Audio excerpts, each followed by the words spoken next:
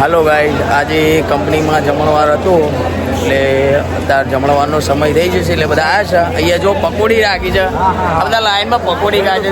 કેટલું પબ્લિક છે પકોડી ખાવા માટે જો મિત્રો છે ને. ત્યાં પકોડીનું કાઉન્ટર છે, આપણે બીજે બતાવીએ તમને. અહીંયા જો એ જમણવાર ચાલુ છે એટલે આ ભાઈઓ કાઉન્ટર લગાવી દીધું છે અને બધા જ મારા મિત્રો જે ખાવાની ગયા છે. જો લાલાભાઈ તો ગુલાબ જાંબુ ખાય છે, બધા જ ખાય છે અહીંયા. આ બધા ભાઈઓ જો કે આપણે શાંતિ કરીશું એટલે ખુરશીમાં બેસી રહ્યા છે ને, મોજ કરો તા મિત્રો. જો બધા જ અમારા ભાઈઓ ઊભા રહ્યા છે કે આપણે શાંતિથી પકોડીને ખાવાનું કરીશું. શું કહેવાય મિત્રો, ભીડ બહુ છે એટલે શાંતિ ખાવાનું ને. સંજયભાઈ ઊભા રહ્યા છો, કીધું રાહ જોઈ રહ્યા ચાર ગુલાબ જાંબુ ખાવું.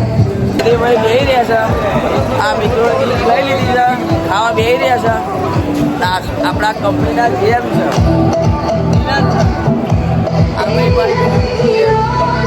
આપણા કંપની વાળા છે ધવલભાઈ પટેલ અહીંના છે દ્વારકાના. લાલાભાઈ રોટલી નહીં મળતી, રોટલી વગર આપવા જાજો છે ને. આપણા ભાઈઓ દેખે કે રોટલી મળી ગઈ છે.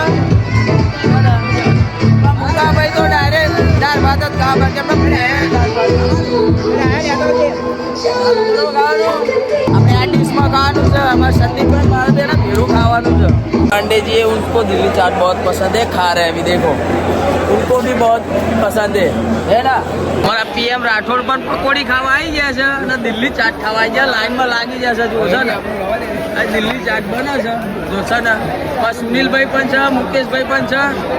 મિત્રો અહીંયા આઈસ્ક્રીમનું કાઉન્ટર છે, આઈસ્ક્રીમ વેચા છે. જો આઈસ્ક્રીમ ખાવા માટે કેટલી પડાપડી છે, લાઈન જો કેટલી છે. આ બધા જ ભાઈઓ આપણા જવા કેટલી પડાપડી છે. સંદીપભાઈ તમે આઈસ્ક્રીમ ખાઈને બીજી વખત આઈસ્ક્રીમ લેવા આવું ના હોય યાર. બધા ખાવાની આ તો લાઈન ચીલી જો હતો સના અમારા જો હતો.